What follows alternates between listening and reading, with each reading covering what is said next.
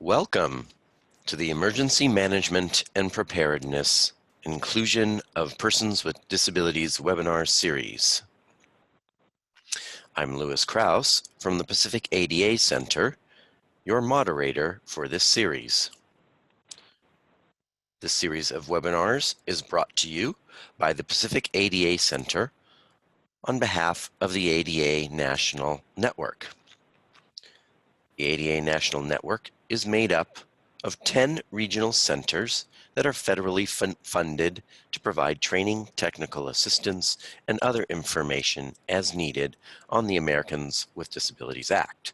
You can reach your regional ADA center by dialing 1-800-949-4232.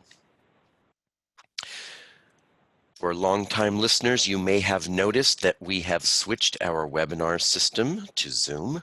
So we wanted to go over the details of this new system.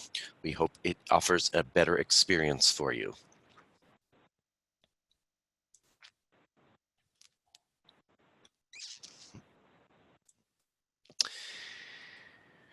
Okay, use the meeting control toolbar to access the settings for this webinar. And if you move your mouse, you will bring up the meeting control toolbar.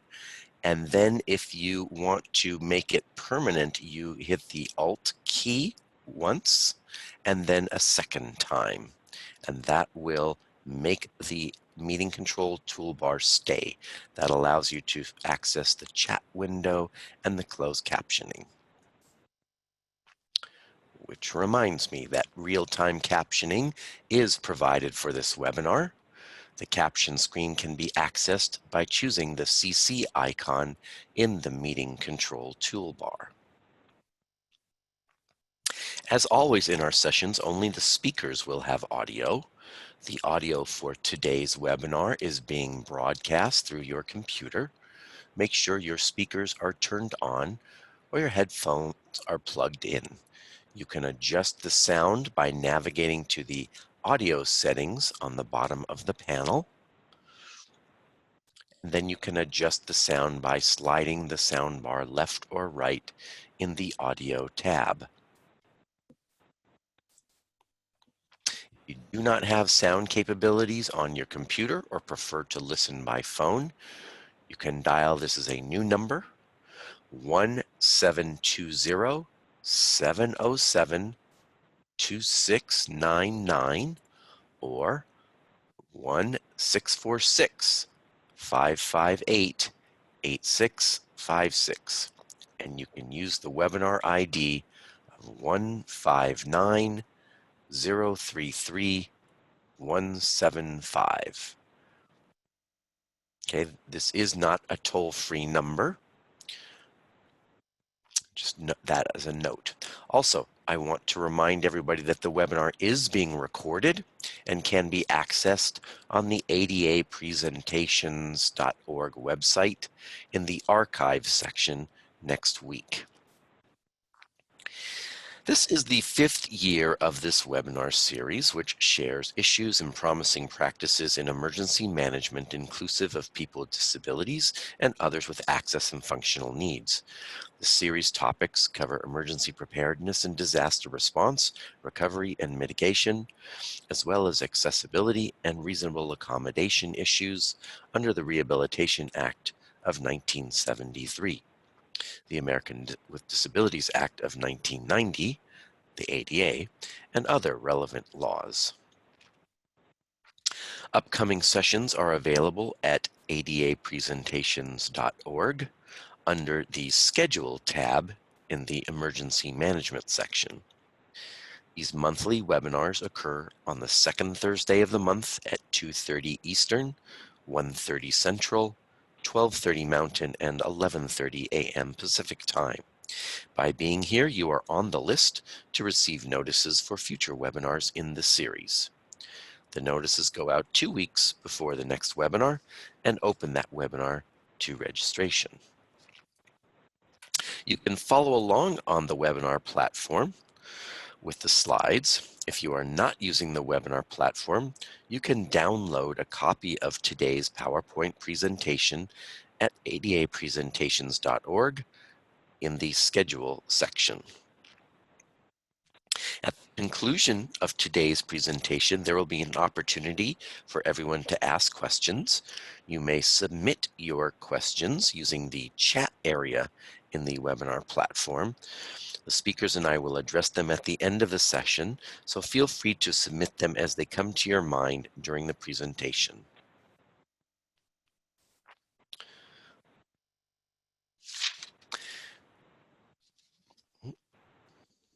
One moment, here we go. To submit your questions, you can just navigate to the chat area text box or press Alt-H and enter the text in that chat area. If you are listening by phone and not logged into the webinar, you may ask questions by emailing them to ADATech, that's ADATECH, at adapacific.org.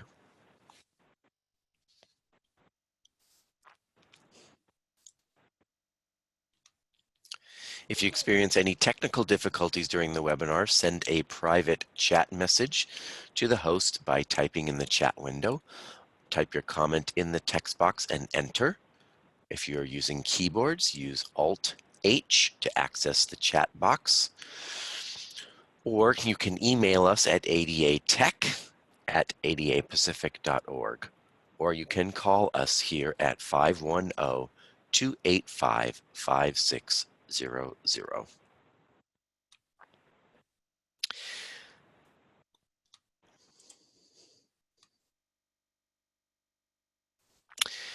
Today's ADA National Network Learning Session is titled A Disability Justice Approach to Disaster Assistance.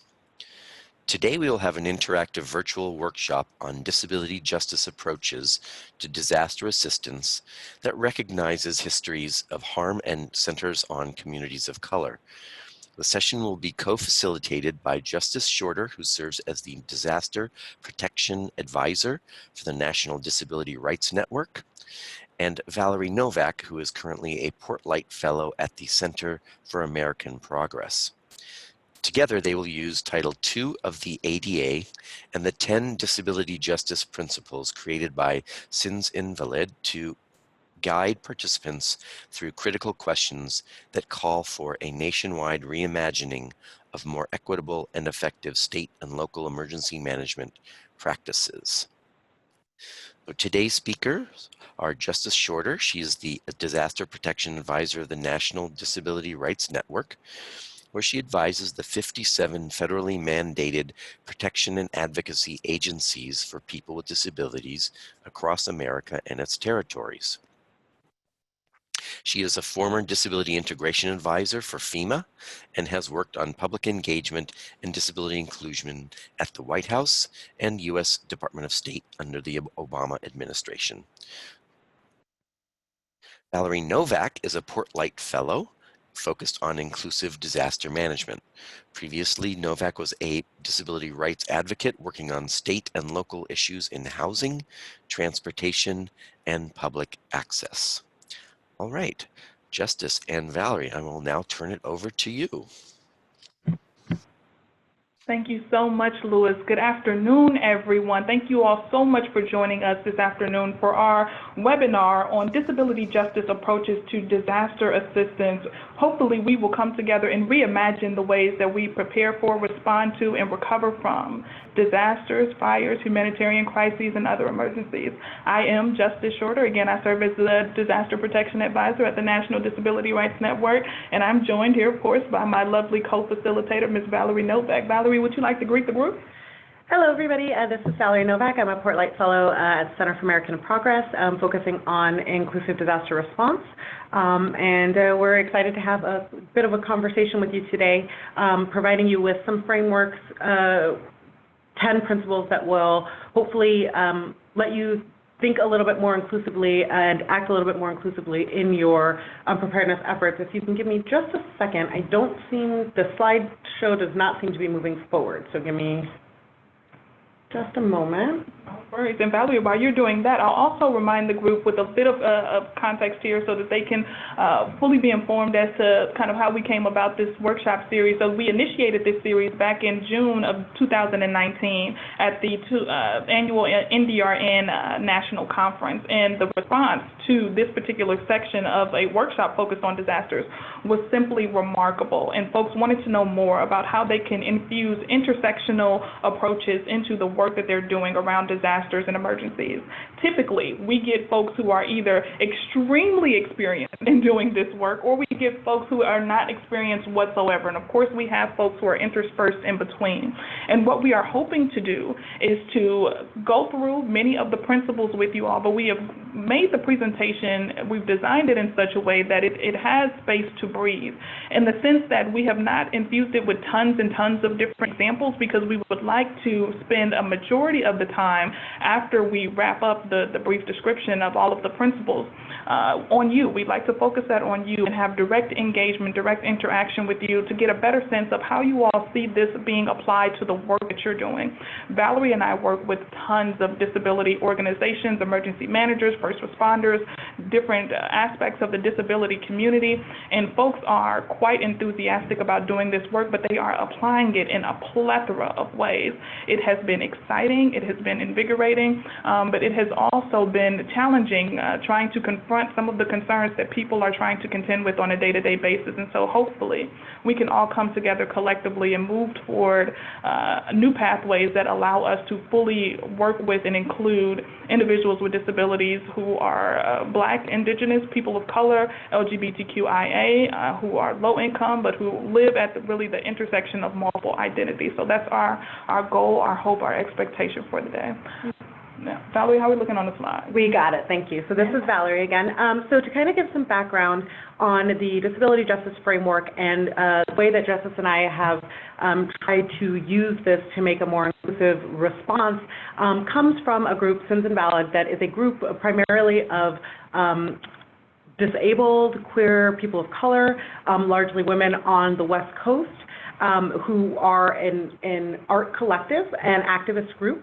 And they developed this framework as a way to try to create justice and equity within the disability rights movement and community, recognizing that within our community as disabled people, we still have many of the same hierarchies when it comes to our rights that we see in the broader community when it comes to multi-marginalized groups. And how do we continue to do this work without continuing to perpetuate those same types of systemic oppressions and discrimination within the disability rights work that we're doing.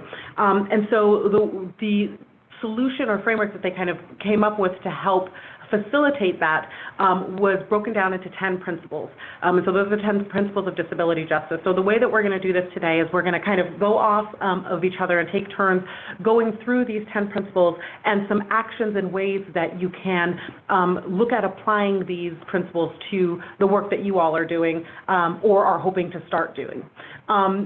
We do want to really highlight that this is something that as Justice said, people have applied a plethora of ways that we're all still kind of working through. And so we're hoping at the question and answer portion at the end here that we can talk about maybe some ways that you're already applying some of this stuff, maybe barriers you've come up to where you're having difficulty thinking in certain ways or being inclusive in certain ways, and really looking at these as guidelines and ways to help you and ourselves be better at this work, but not necessarily the hard and fast answer to some of the questions that will be asked when it comes to how do we best serve trans disabled people in disasters, or how do we best serve somebody who is carless in this situation, or something like that.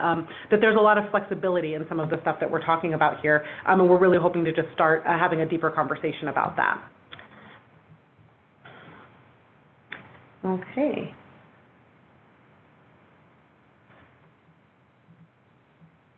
All right.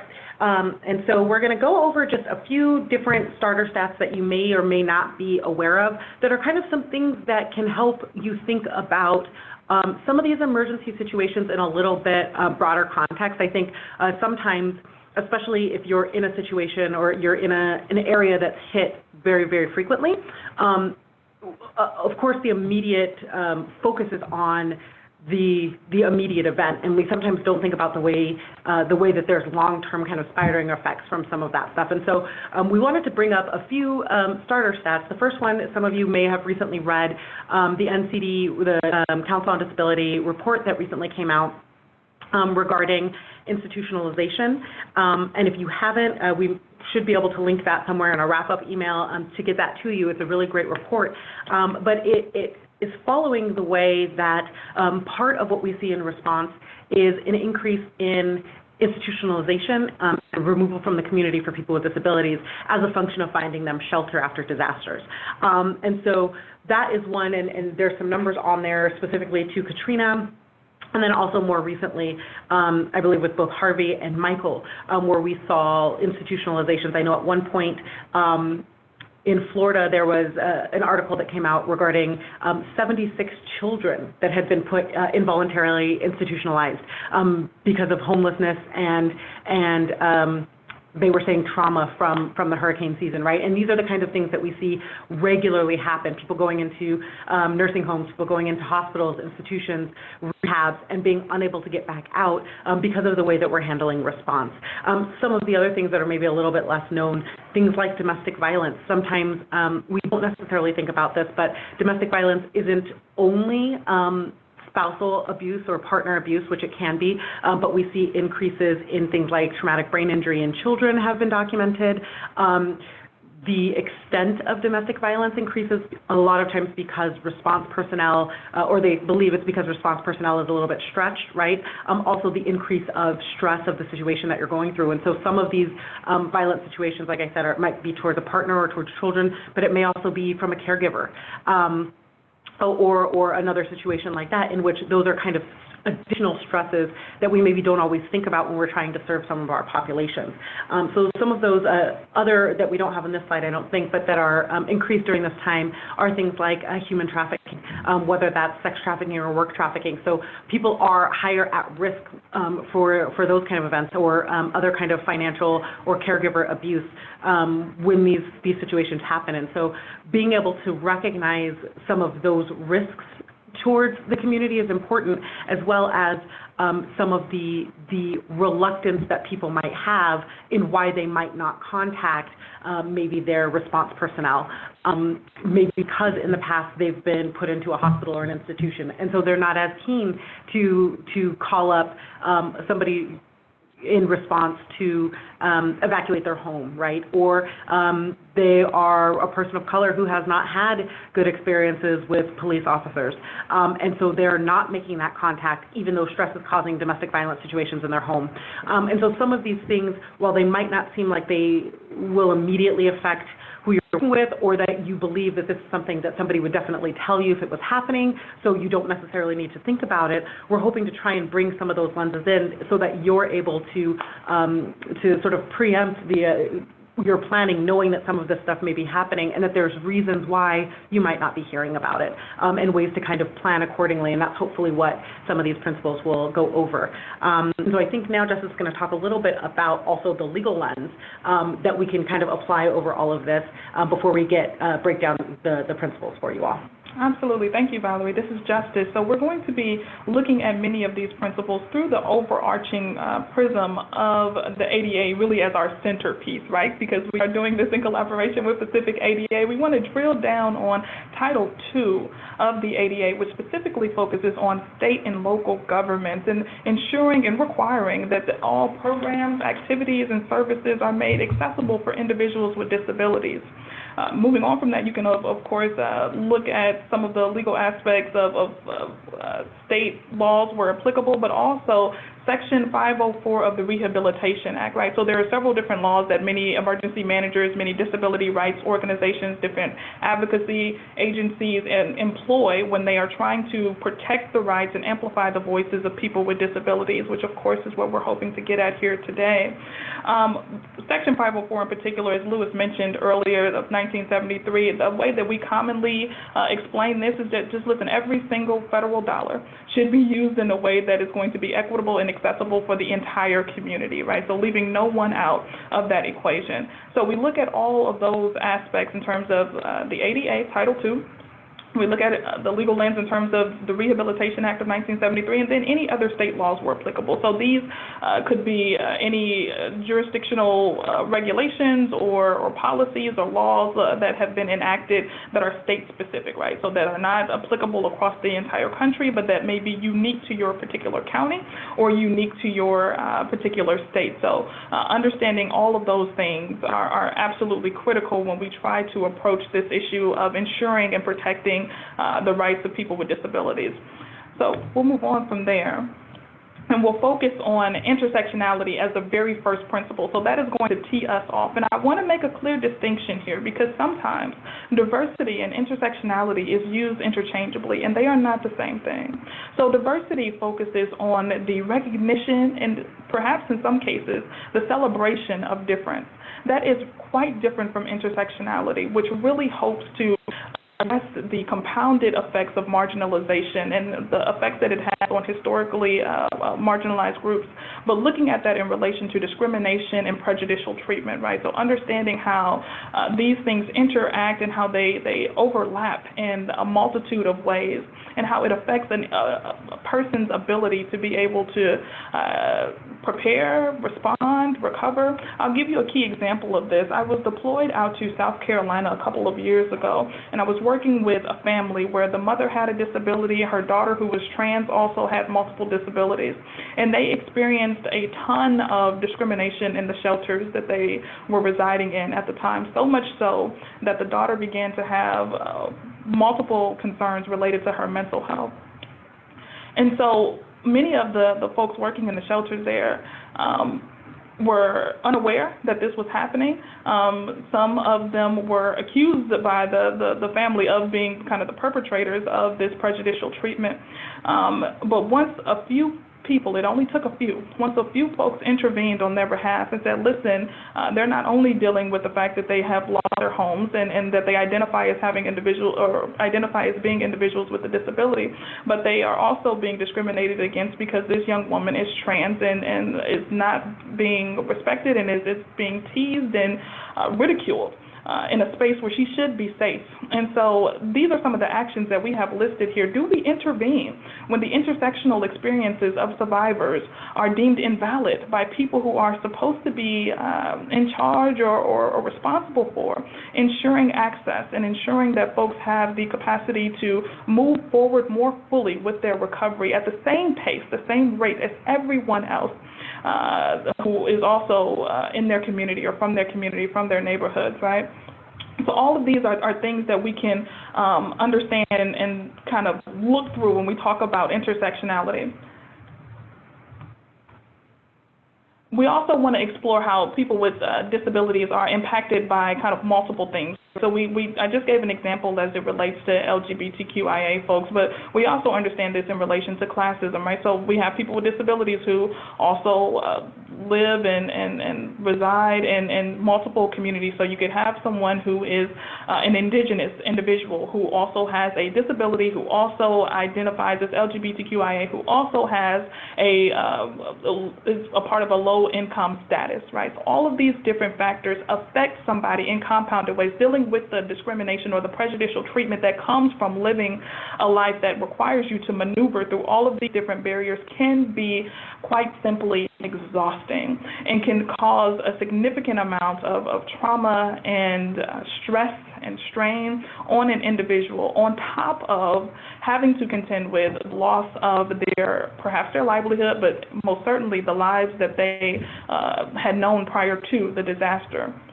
So we want to kind of think about that as we use intersectional approaches in the ways that we operationalize and standardize the work that we do, trying to make sure that we're not just working in a way that just says, okay, we're only dealing with the disability piece here, but we also want to say in order for us to deal with that disability piece, we may also need to understand where this person is coming from with regards to the other communities that they identify with. And in doing so, it makes us even more effective in addressing the full range of their needs and the complex complexities of the communities that they come from can help us into or with ensuring that they have everything that they need in order to move forward successfully. So all of those are things that we want to think about. By the way, intersectionality is a term that was coined by Dr. Kimberly Crenshaw, which is the picture that you saw on the initial slide a couple of moments ago.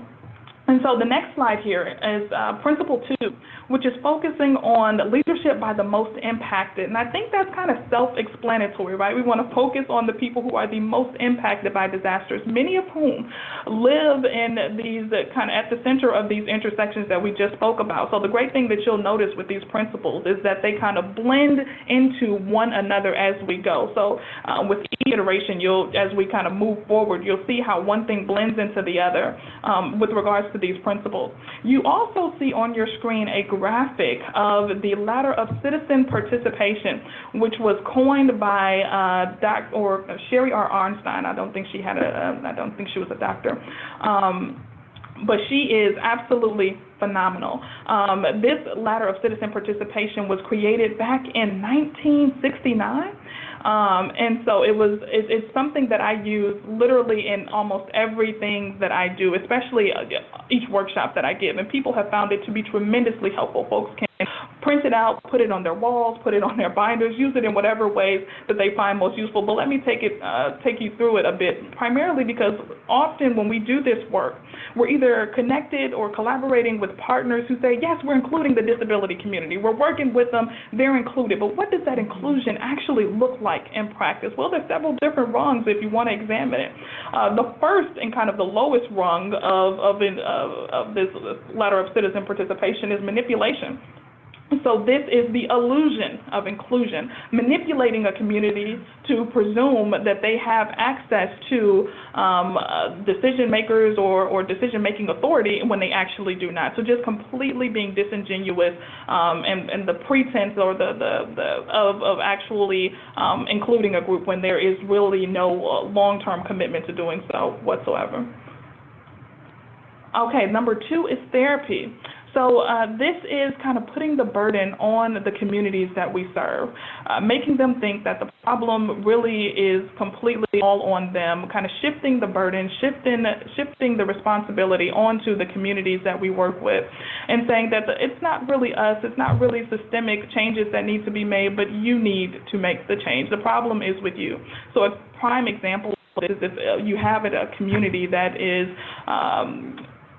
being ravaged by the effects of some of the toxic chemicals that's coming from a plant that's nearby. And instead of dealing with the toxins and the pollutants that's being emitted by this plant, we simply just put in a community clinic and say, this is the solution, this is the resolution to your problem, and this is how we think we can deal with that. So this is kind of a therapeutic solution. This is what we should do, as opposed to getting to the core of really bringing about systemic change. Number 3 is all about informing. So this is a one-way directional method of interacting with the community. Basically just passing information onward, but not really collecting information in return, not really engaging with people on a long-term, sustained level. So just simply telling people what you have done, what decisions are being made, and expecting them to just deal with the consequences of it. Number 4 is consultation. So this means bringing people in when you deem necessary or when a group deems it necessary, right? So having them be consulted when a group of organizations or emergency managers say that this is the time for it to happen, as opposed to ensuring that folks are included throughout the entire time. But this is kind of more regulated access, right? So we'll consult you when we deem the time to be right to do that. Number 5 is placation. So placation is a bit tricky because sometimes placation can be a pathway to great things happening, but I typically tell people that there's a couple of different ways for this to happen. So placation typically occurs once something terrible has happened, right? And the community needs to be placated. Something needs to happen in order to calm the fury that is emerging from, or the outrage or the pain that is emerging from a community after a significant tragedy. This was this typically follows almost every single disaster. We've seen this after Hurricane Katrina. We've seen this after Hurricane Maria more recently. We see this often when folks are just completely baffled by the lack of equitable and efficient and effective responses, and they demand change. And so in order to placate the community, changes are put forth. The tricky part that I alluded to earlier is that sometimes these changes are not sustained. They are not ongoing. It's kind of a one-time thing, a one-off situation because the community was so upset. And so they wanted so the direct response was to do something quickly, but there isn't kind of this long-term commitment. Number 6 is partnership. So this is, again, we're moving up this ladder here, and partnership is quite clear. So trying to make sure that we work with people as partners, but understand that not all partnerships are made equal. So sometimes we can say that we are partnering with an organization, but are we really just utilizing the word partnership as a way to work with folks, but only doing so in a way that's reflected in some of those lower rungs, right? We're just kind of using it to inform folks or using that partnership to consult folks, but it's not really a fully fledged and equitable and equal partnership whereby people actually have access to pertinent information and actually have a decision-making role in what is happening.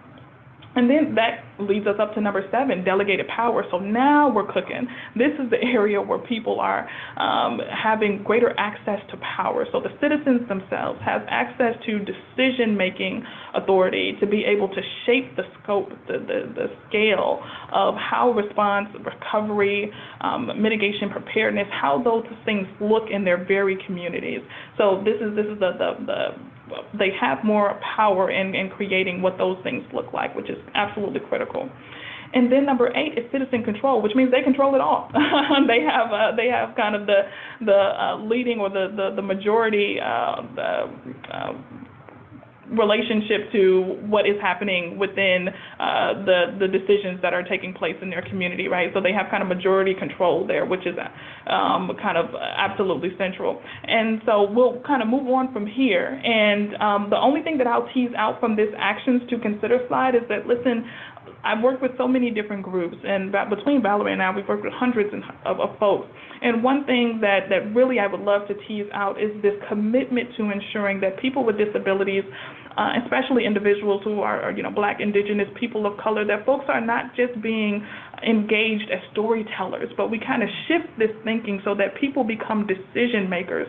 And in doing so, can we examine the different ways that we can make this possible? Are there barriers in place, such as access to transportation, childcare, accommodations? What is the blockage? What is the barrier that prevents people from being able to fully engage and to fully embark on these leadership opportunities to make sure that they can bring about the best and the most ideal impact, not only for themselves, but the communities in which they live? And with that, I'll pass it on back to Valerie for the next 2 principles. Thank you. This is Valerie, and I apologize. We're going to try to be a little bit more mindful of how quickly we speak. I know, I guess there might be some trouble keeping up with us, so I apologize about that. Before we move on to Principle 3, I want to go back to the participation ladder just for a moment and really look at the 3, 4, and 5 rungs of tokenism, and just really want to call that out because I think Justice really touched on it when she was talking about the actions to consider, but I think it's really, really easy to stop here at this tokenism section and to think that you are doing the best that you can. And the way that I kind of think about this section is often like your, like a college diversity brochure, right? All the pictures of the students throughout the school campus, or all the pictures of the people that go to your SIL. It's colorful and it's beautiful and it looks great. And maybe you have been intentional on making sure that you hire people of different backgrounds, people of color, people of different genders and sexual orientations. And you've done that so that when you look at your organization, it appears to be diverse and it appears to be looking at those intersections, but that those people and those experiences remain within these rings of the 3, 4, and 5. They remain being somebody maybe you consult with, maybe they're a colleague, but are never moved to that point of giving power. And I think that's really what Justice is trying to highlight when we talk about moving from storytellers to decision makers, that we move from taking these people's experiences to inform the decisions we do or the decisions we make, and giving them the power to make the decisions. I think the other thing to be mindful when we look at this is that other organizations are running into the same rut. And why that's important is I'm sure you all have come across in the work that you do where you've tried to research the solution to a problem, find the best practice or the answer. And I know as people in the disability community, we come across this all the time where the solution or the answer has been created by a parent or a researcher or an academic who doesn't actually have that experience. And we as people who have that experience say, actually, that's not the best way to help me. But because it's what's in the academic literature, because it's what's in that national organization's suggested framework, it's what we're getting. And those are reasons why it's really important that we're moving people from either the non-participation or that tokenism ring to those power positions, so that we are centering and really getting the best responses and the best information we can from the people who are actually being affected. So that is a really, really crucial, and I might say maybe the most crucial element of the framework stuff, the framework information that we're going to go over. So I just really wanted to make sure that that was in there. So the third principle makes a lot of people very uncomfortable, but is very necessary for how we fully think about this work, and that's the idea of an anti-capitalist politic. And this is not necessarily saying, oh, you have to be anti-capitalism to do this work. And I don't want anybody to get the idea that we're trying to make this a political or an economic conversation. But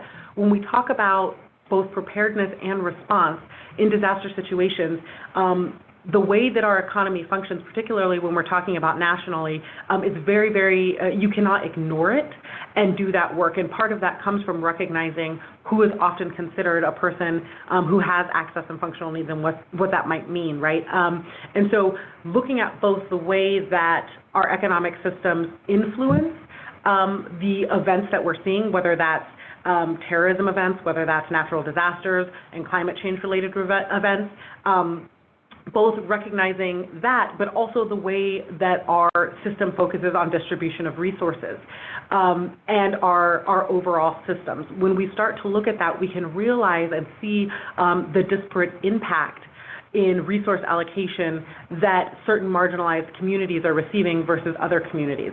And without being able to think critically about that, we tend to get in a loop with the people that we're helping and miss entire groups or things that we might be able to do. The one example I always think of when we go to this is personal preparedness. When it's National Preparedness Month, when it's the beginning of hurricane season, we always see all these things about what you can do to be personally prepared. But when we're talking about a lot of the populations that we serve, when we talk about populations with access and functional needs, we're hardly ever talking about the financial reality of preparedness for a lot of people. And we look at some things like, oh, well, a gallon of water is $1, right? But if you're trying to get 3 days worth of water for a family of 5, suddenly that's starting to look a little bit harder. And when you have people who are sometimes struggling to even put dinner on the food for that day, they're not necessarily going to be in a position to purchase non-perishables for a disaster that may or may not happen, right? And that's just the reality for a lot of the people that we serve. And so really, when we're talking about some of this economic side of preparedness and response, we need to be able to have a realistic look at both how the economy and our economic systems and development is affecting these events that people are being harmed by, but also how we're prioritizing or not prioritizing underserved communities, and where we're rebuilding, and where our voices are as the disability community and the people that are doing this work as advocates to change that conversation and make sure that conversation is including some of these people that are sometimes left off the map there. And so then, we go into the fourth principle here, which is commitment to cross-movement organizing. And this one will really seem very basic, but will help you bring together all of the previous principles that we've talked about: intersectionality, centering the most impacted, and then that anti-capitalist politic. Because what this allows you to do, and what the focus of the commitment to cross-movement organizing is building partnerships with people who are working in your same region, working with your same community, but may not necessarily be doing the same work that you're doing. This is helping to recognize that the people that we serve are full people, and they're not only they're not only a person with a disability. They're not only a Black woman. They're not only a veteran, right? But they are all of these things. And so when you partner with your community in organizations that maybe you wouldn't have normally, when it comes to these situations, you're able to understand and learn what the whole person might need in this response, rather than just your expertise, right? And in addition, you're able to educate some of those other organizations that maybe have never worked with a disability organization before, especially not a disability-led organization before, right, to what your community needs as well. So not only are you educating in that situation, but you're making sure that the community that you serve is getting more holistic service all the way around. And that helps to make sure that that message spreads. And then when that disaster event happens, that maybe some of those organizations you the year before weren't having conversation with are now having a better and more informed way of responding to needs, as is your organization.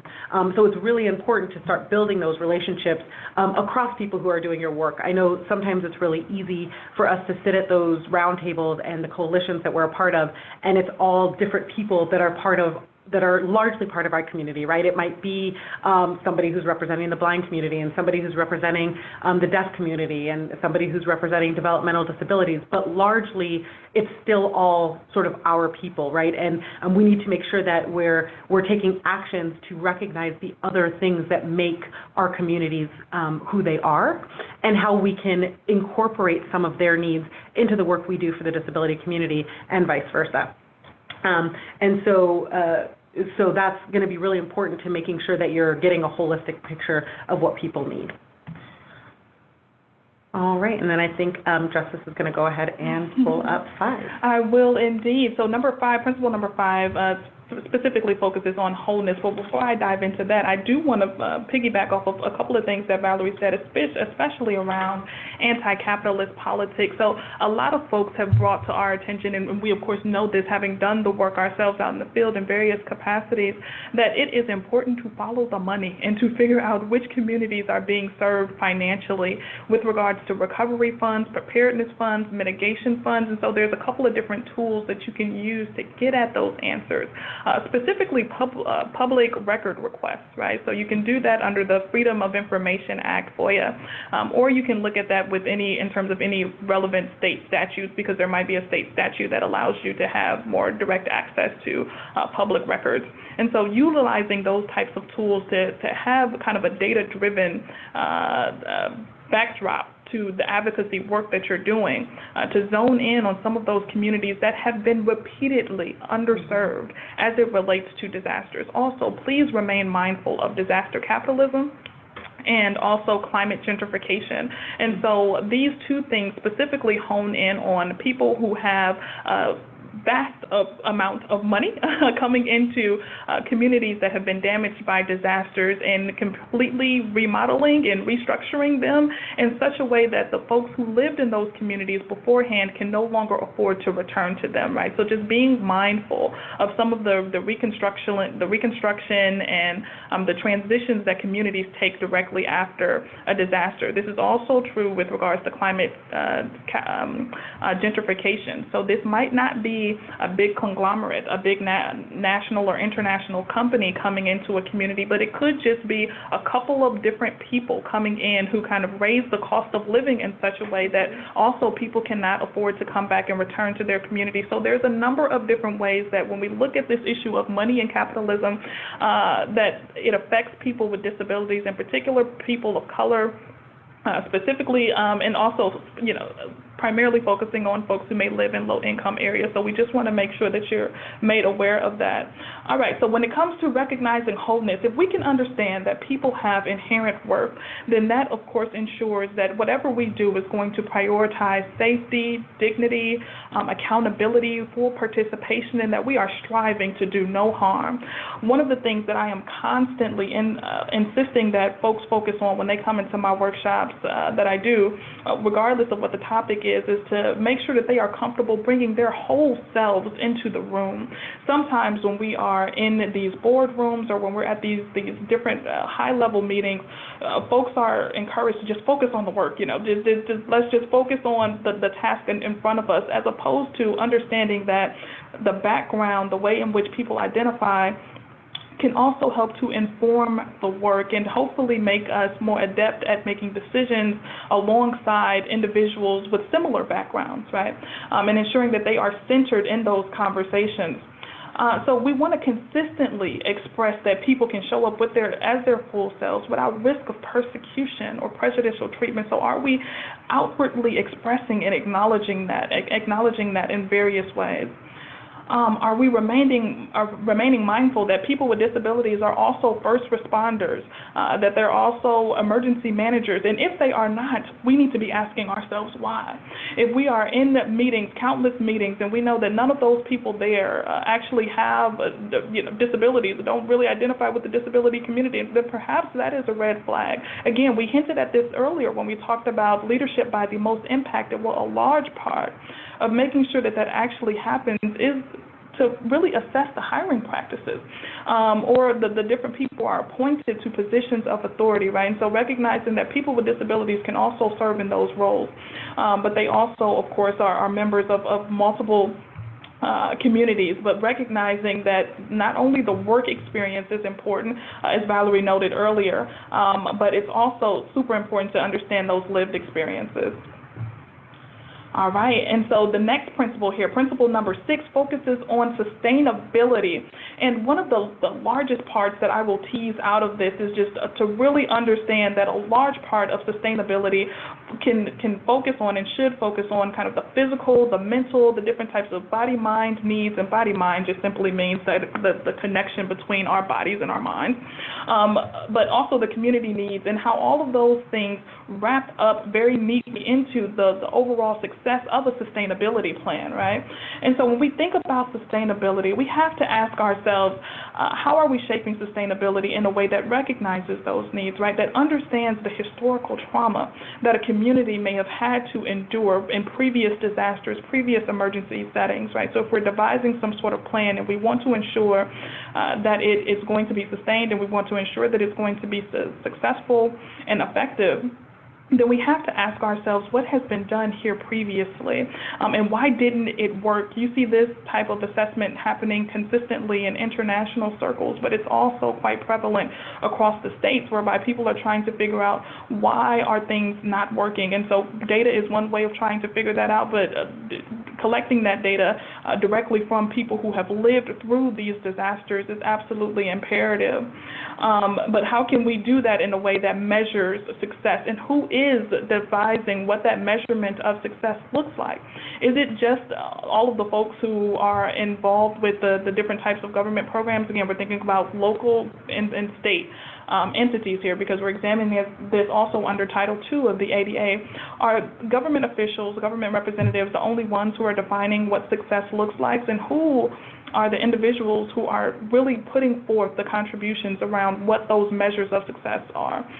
So how are we actually measuring what sustainability looks like? We also want to understand how we can unpack the connections between climate justice and disability justice, right? So we think about that in terms of sustainability. We also think about it in relation to racial justice and also environmental justice and racism, right? So are those different components, how do we factor those in, or are we factoring those in to our long-term sustainability plans as it relates to recovery and preparedness and mitigation and how we continue to connect with these communities in a number of different ways? And with that, I'm going to pass it back over to Valerie. This is Valerie, thank you. So we're going to go forward. Principle 7 is commitment to cross-disability solidarity. I think that this is something that hopefully that CILs and people that are doing this work kind of do by default, but sometimes we need to, remind people that disability is not just one thing, right? And most people, a lot of people don't just have a singular disability, right? And so we might be organizations, some of us are cross-disability organizations that work with anybody who identifies as somebody with a disability. Some of us might work for organizations that have a specific focus, a specific mission, and that focus on a certain kind of population. Regardless of what side you're coming from, when we start talking about doing inclusive response, we have to make sure that we're not only being inclusive of whole identity markers when it comes to things like sexuality or class or education, but also that we're making sure that we're being inclusive of people with a variety of needs, with a variety of disabilities. And so that means reaching out and working with organizations that maybe function differently than you, that look at maybe work with other kinds of populations. And sometimes this seems like it's maybe an obvious principle, but some of the things that we see sometimes that you're having to make action and make intention about doing are to make sure that you're attending and supporting the initiatives of other organizations. I know when we work, especially if we're doing nonprofit work, sometimes you're fighting over the same funds, or you would do a program differently, and it's kind of easy to let some of these petty things get in the way of really being successful and working together.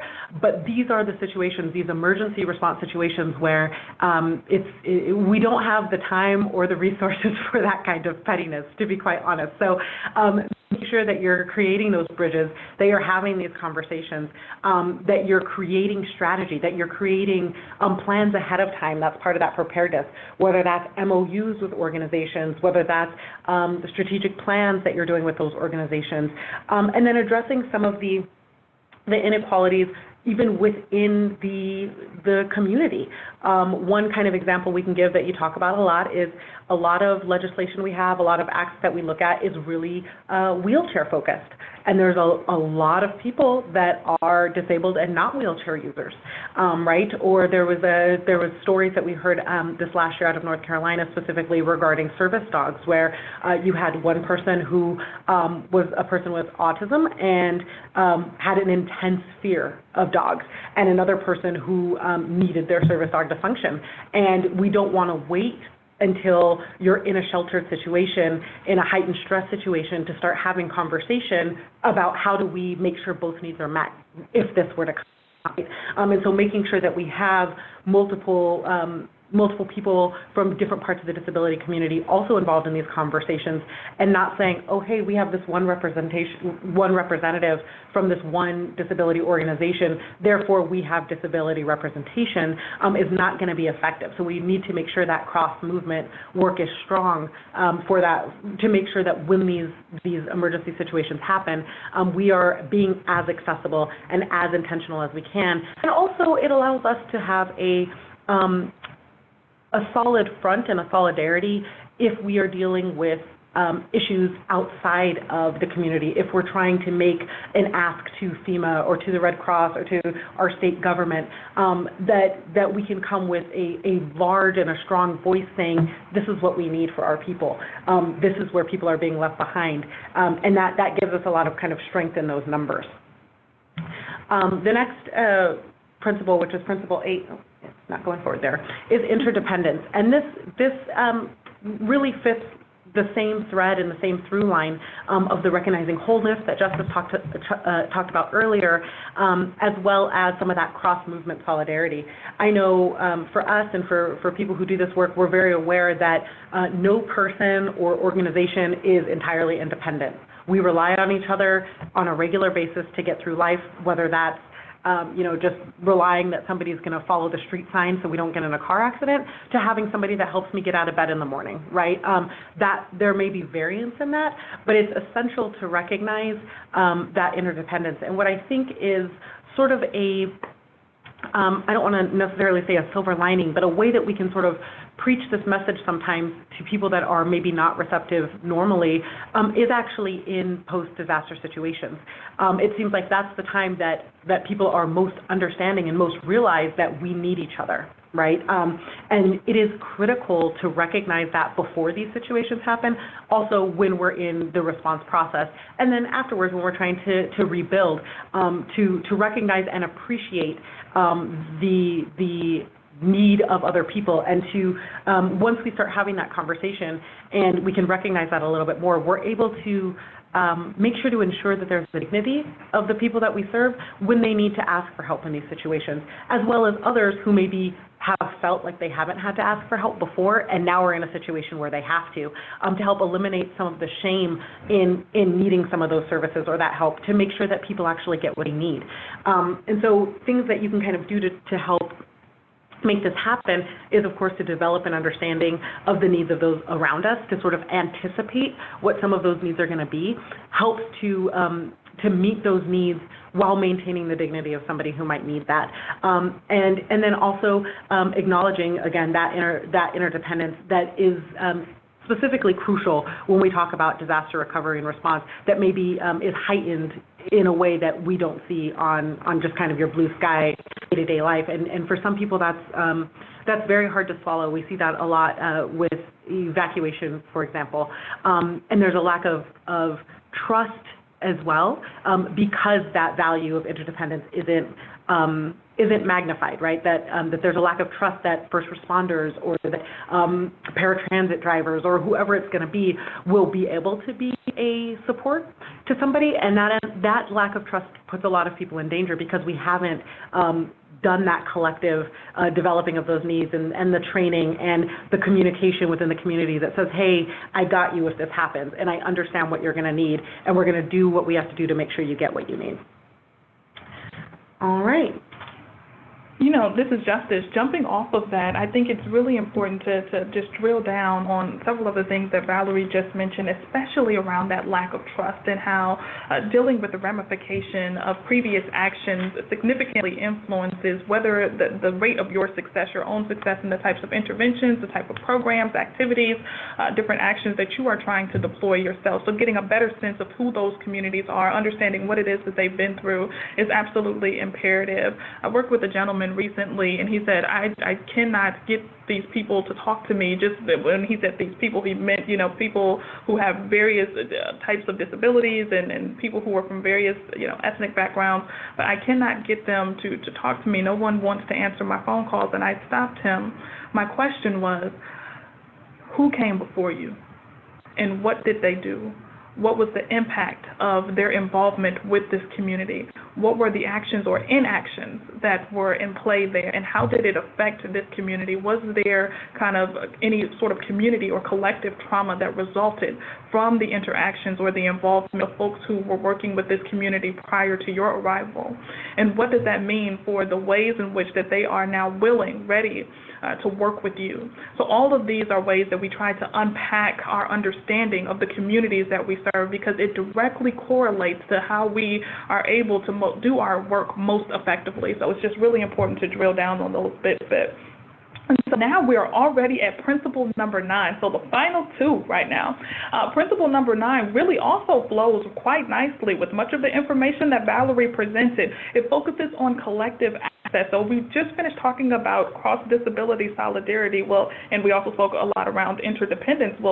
Cross-disability solidarity and interdependence really work very well in terms of looking at them directly in association to collective access. So we want to focus on prioritizing collective access while simultaneously ensuring that we respect somebody's independence and also their self-determination when we're planning different disaster activities and different types of emergency practices and activities and involvement.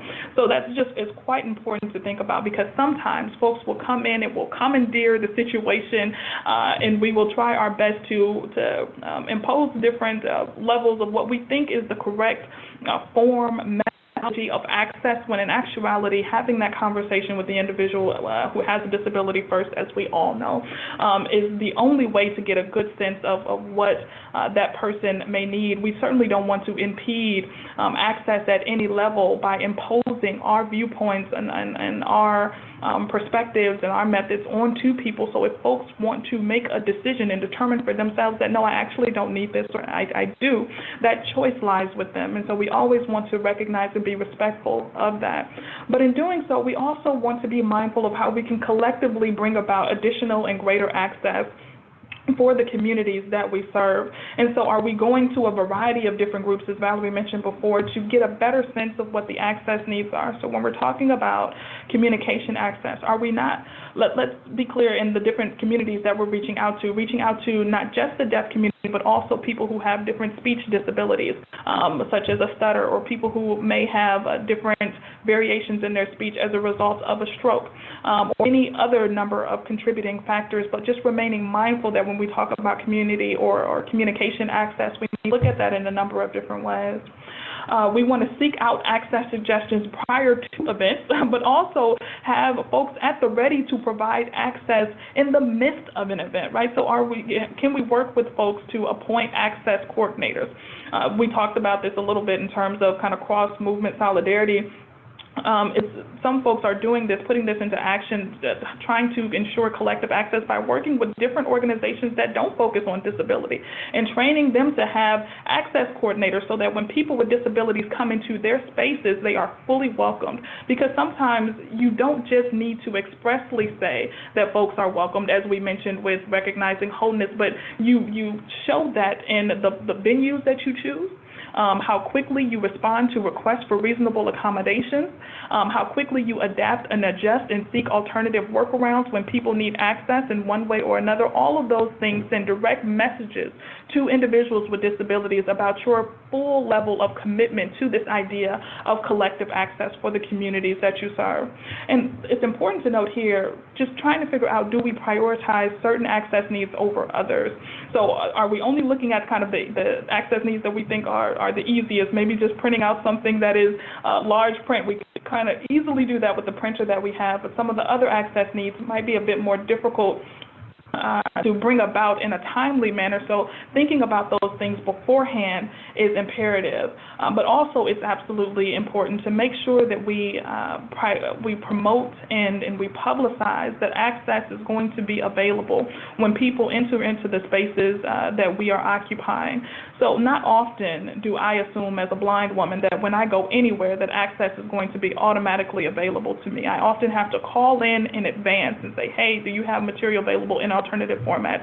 Is there going to be someone who I can work with just to get the basic layout of the venue, of the space, because I would like to navigate independently and I just need basic orientation as to where things are and where they're laid out. But I often do not just show up assuming that those levels of access are going to be ingrained or a permanent fixture at various organizations, because that has not been my lived experience. And unfortunately, it has not been the lived experience of most people with disabilities.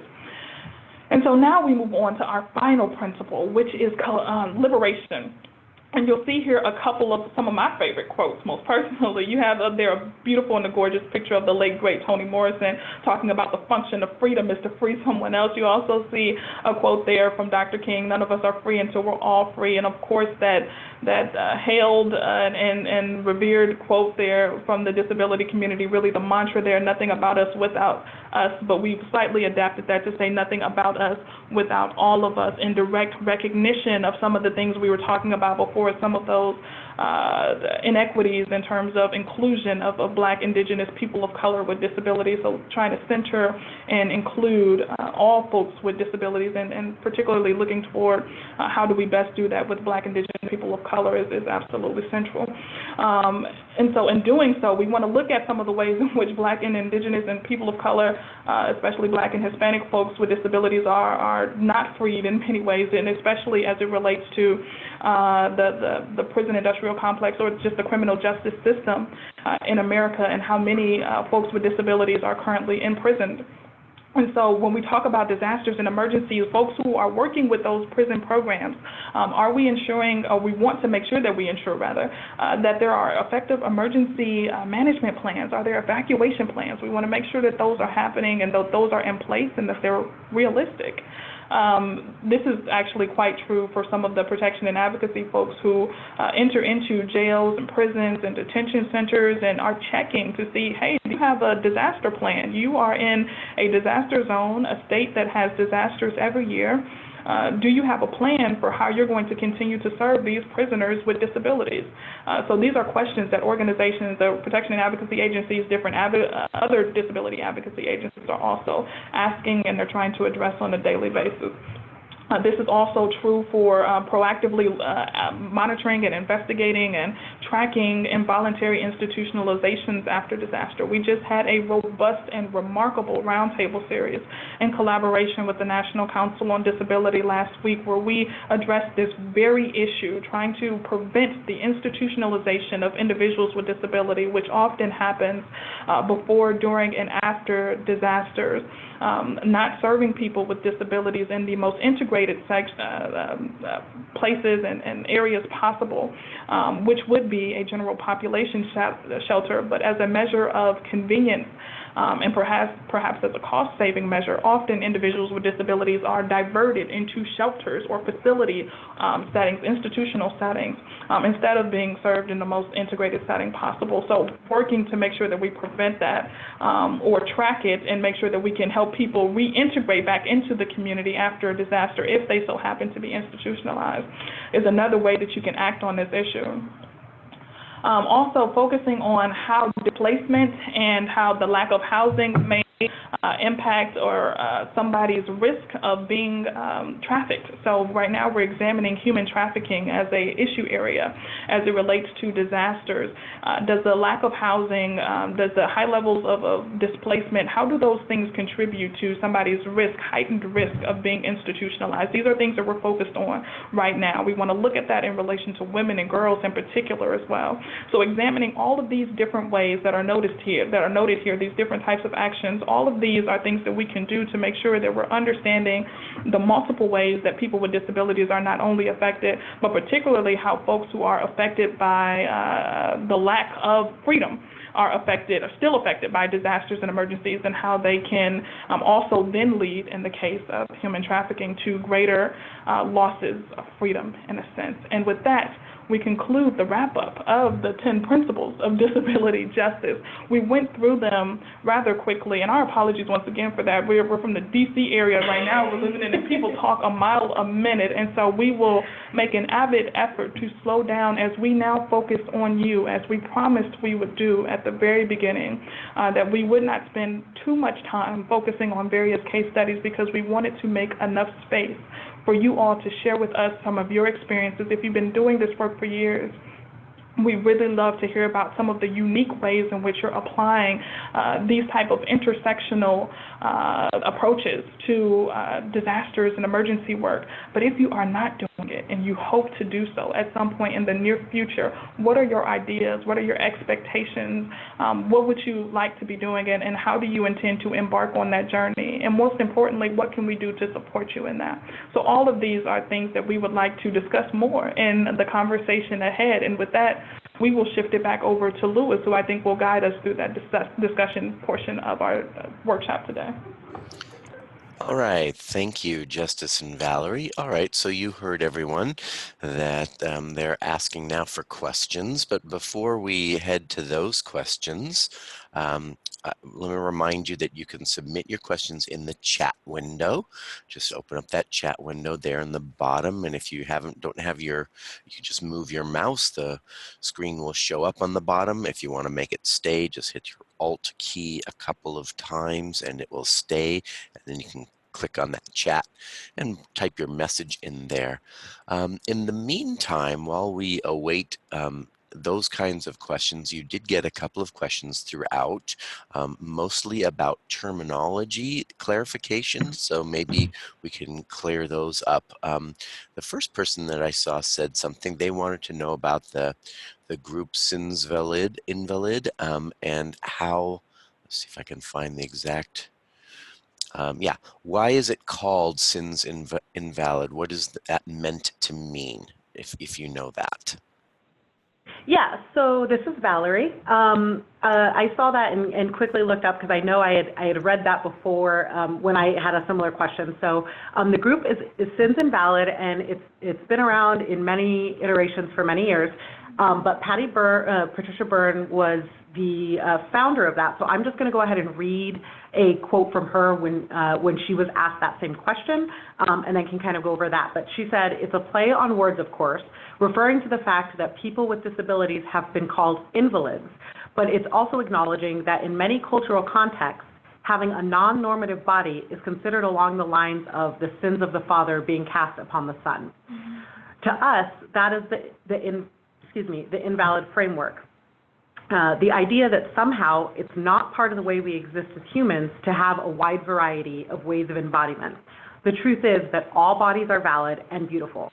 Also, we knew our nickname would just be Sins, and that works for a group exploring sexuality, which goes to a lot of the work that they do, explores like queerness and sexuality and disability, which is also kind of where that Sins thing comes from. I've heard some links to like original sin and things like that.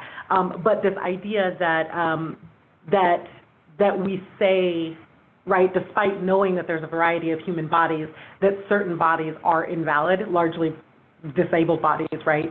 And so that's kind of the play on words there. So that is a quote from the founder on that. Hopefully that helps shed some kind of light on the name of the organization. And, you know, also I think we've heard in various interviews different members of Sins Invalid also mentioning that if we just use the basic heteronormative frames of thinking, that you can only, you know, you're only valid if you are a white, cisgender, straight male.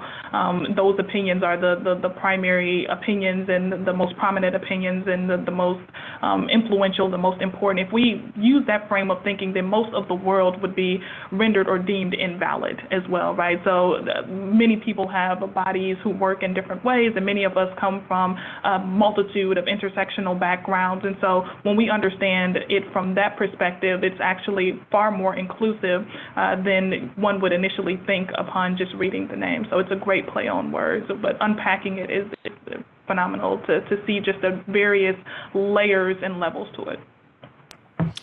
All right, great. Another one that we've got is a little bit of clarification, and I think you guys went over it a little bit, but maybe you can clarify it for more people about the anti-capitalist language, and for people, even though you said it was not political, it seemed political, actually, to describe it as such, and they wanted to know if you could explain what you really mean when you're using the term anti-capitalist. Yeah. This is always the most popular question at the end of this. Yeah, so this is Valerie. Yeah, we get this a lot because it pushes buttons.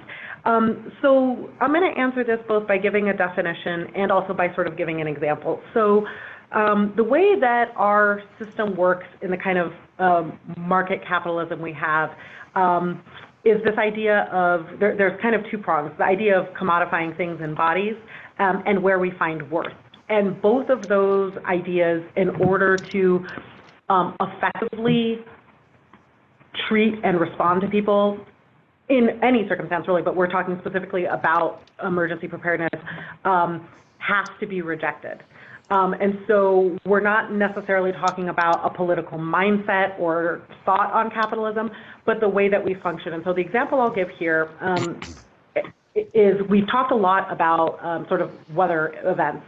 But I'll give an example of active shooter events and mass shooting events. Right now, the school safety industry has just now hit $1 billion industry.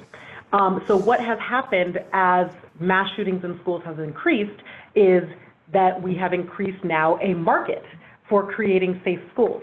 What that then does is says that schools that can afford to partake in the school safety market can maybe buy things that make their schools safer, where schools that are poorer and don't have that in their budget don't. And so what has happened as a function of the economic system that we have around this is a market has been built, a capitalist market has been built on the safety of children. The other side of that then is built is that now there are legitimate businesses and trade shows and such in which, like, their paycheck and food on their table, quite honestly, it depends on people needing these safety tools, right? And so that's the kind of thing that happens when we start to commodify these situations. And it takes resources and goes back to that, what we talked about, that resource allocation, to who has the money to pay for those resource allocations, and not necessarily the right of somebody to have a home or the right of a child to be safe in a school, right? And so we're not talking about who you vote for. We're not trying to talk about partisan issues, but the framework in which we look at resource allocation and we look at how we address these issues cannot be inclusive of all people if we are doing that on a foundation that says you have to pay to play.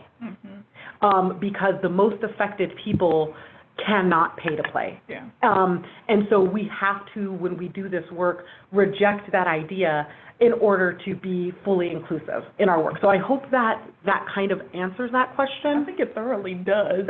I also think, the point there around understanding which communities are deemed worthy enough for investment, right? Which communities are deemed worthy enough for recovery funds to be funneled into those communities, into those areas, into those schools. All of these are points that folks are dealing with every disaster cycle. And it's important to understand that that association to worthiness invariably sends a message to individuals who are not included directly in the distribution of those funds. It sends a message that you are not valued enough to be invested in one way or another. So the purpose, kind of a secondary point there to all of the fabulous things that Valerie just mentioned, is to understand better the ways that we are valuing communities, the ways in which that we are showing the value of communities through the dollars that are spent in communities, and then the ways in which that we are not delivering those messages by thus not investing, not showing real commitment, sustained commitment by way of the ways in which dollars are flowing throughout communities, throughout cities, counties, throughout states, and holding those officials accountable for the ways in which that money is being spent, which is why we mentioned FOIA as well. Yeah, and I can see, and I don't know that anybody else can see this, but it looks like there's been another comment just encouraging us to find a different term or way to explain the thoughts. I just want to call out that I appreciate that. Part of why we don't do that is actually fits into the same idea. This framework was developed by the exact people we're talking about, by the people who are most marginalized. It would not be within the spirit of that or prudent for us to take that and change it to make it more palatable to people. Yeah. And that's exactly that kind of stuff, kind of when we go back to that ladder of participation that Justice talked about at the beginning, taking the work that has been found to be problematic by the people most impacted by it, and then watering it down so that it's palatable to people, is part of that tokenism practice. Yes, it's hard to hear. Yes, it is uncomfortable. It's also accurate. Yeah, and we also don't want to take the things that we like and then leave the things that that it's more hard to hear, more difficult to deal with.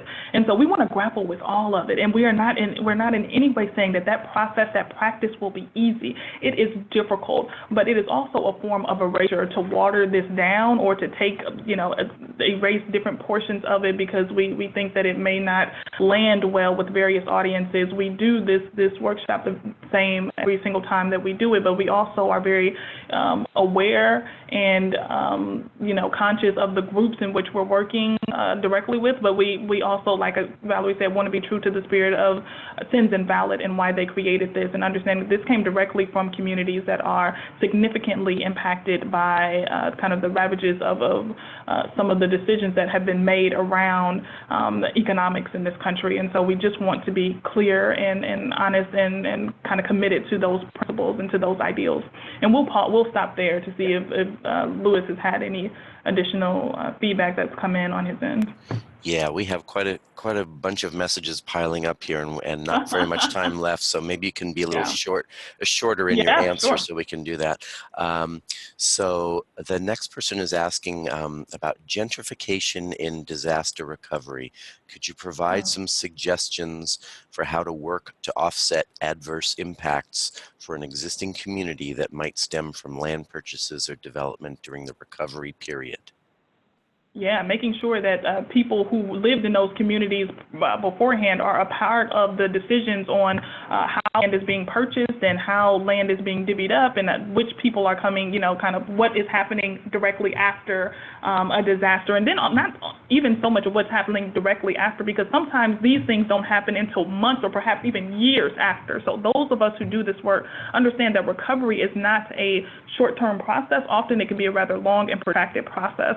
And so working directly with those communities to remain vigilant of what is happening. It's not to say that one does not welcome diversity, as we were talking about before, but that diversity becomes detrimental when folks can no longer afford to live in the communities that they were residing in prior to a disaster. And so if there are community meetings that are happening, if there are town hall sessions that are happening, if there are different high-level meetings that are going on between emergency management officials or city officials and different business or companies within a particular city or state, it's important to make sure that individuals who were from those communities are directly involved with those decisions so that they can ensure that any type of reconstruction or recovery is being done in a way that fully includes them and that allows them to afford to take full benefit of it. So, full advantage.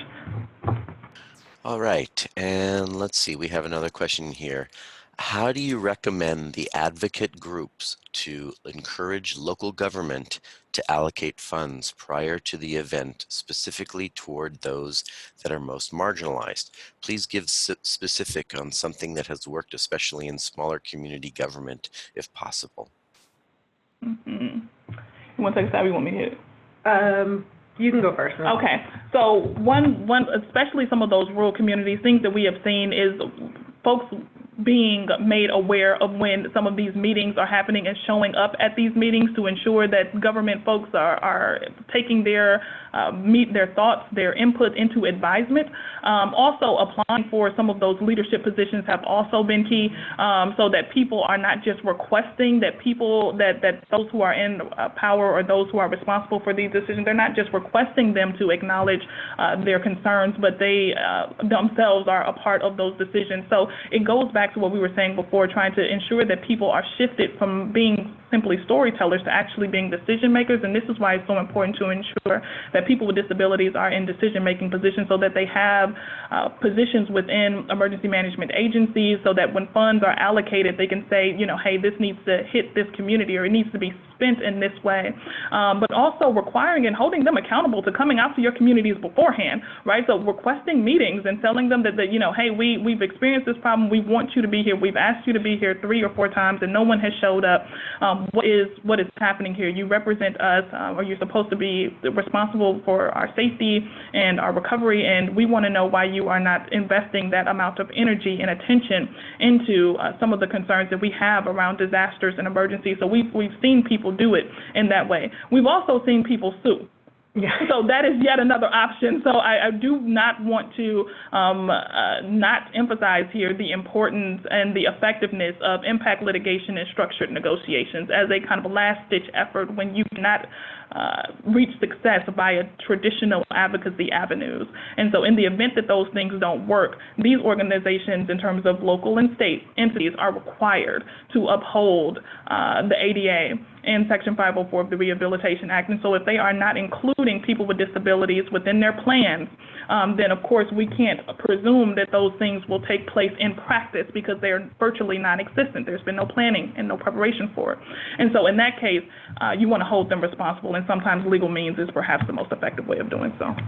This is Valerie. The only thing I would really add to that is that this is where data collection can be really, really useful, and where you've kind of seen some of that take place in some, particularly in some of the lawsuits, but even in some of those closed-door conversations, is being able to have the numbers that say, this many people came to our organization because they lost their electricity and were dependent on it when this event happened, or something like that.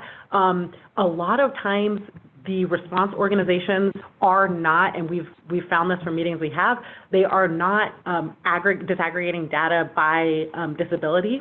And some of the information that we're looking at to keep people safe, they are not. And so a lot of times the lack of funding when we make that ask are sometimes being told, well, what's the need? We don't have the data to back it up because nobody's collecting that data. And so I think that's something that we're trying to work a lot more towards now. I know that was one thing that came across as well for the NCD report that was linked in the chat box, was that a lot of this was just getting swept under, kind of under the rug because nobody had the hard data to say this is what's happening. So that might be a first step to some of these conversations that Justice mentioned, is to start tracking it yourself when people are giving you these complaints, when you're seeing these things happening, when organizations you're partnering with are saying, hey, our client had XYZ happen, to be collecting that data so that when you go have those conversations with your government officials, you have the numbers to back up what you're saying you need. I think that's imperative because too often people with disabilities are invisibilized, so people think that because they have not seen this become an issue themselves, or they have not interacted with individuals with disabilities firsthand, that the problems just simply don't exist. And we know that that's not true. Data collection can be a wonderful way of verifying, validating those concerns. Yeah. If we have a minute, I think one of the best common, or not common, but recent examples I've heard is the story that Maria Town, who used to be in Texas when Harvey hit, tells about their registry, in which they had, I believe she says, 250,000 people with disabilities in the Houston area, and only 6 people on their special needs registry were actually reached and contacted when Harvey hit. And so that, the reason I kind of bring that up in this situation is that's the kind of numbers you can take to your local government and say, look, they put a lot of money into this. This is how well it worked out, and that's why we need this to go, X, Y, Z. That it needs to change, right? Because that's not a successful number, right? And so that's the kind of situation where having that kind of stark data really paints a picture that says, oh, wow, we need to do something differently. All right. Thank you. Thank you so much. All right, everyone. We realize that many of you may still have questions for our speakers, and apologize if you did not get the chance to ask your questions. You can contact them there. Their contact information is there on the screen right now. Or you can also, if it's an ADA-related question, you can contact your regional ADA center at 1-800-949-4232. You will receive an email with a link to an online session evaluation. Please complete the evaluation for today's program, as we value your input and want to demonstrate the importance of this to our funder. We want to thank our speakers today for sharing their time and knowledge with us. That was very useful and informative.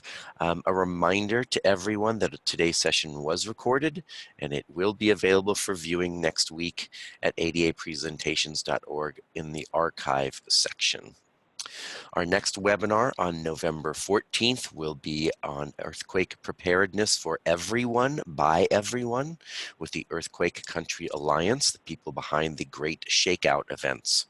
We hope you can join us for that. Watch your email 2 weeks ahead for the announcement of the opening of registration for that webinar. And once again, thank you, Justice and Valerie. Thank you all for spending time with us today and attending today's session.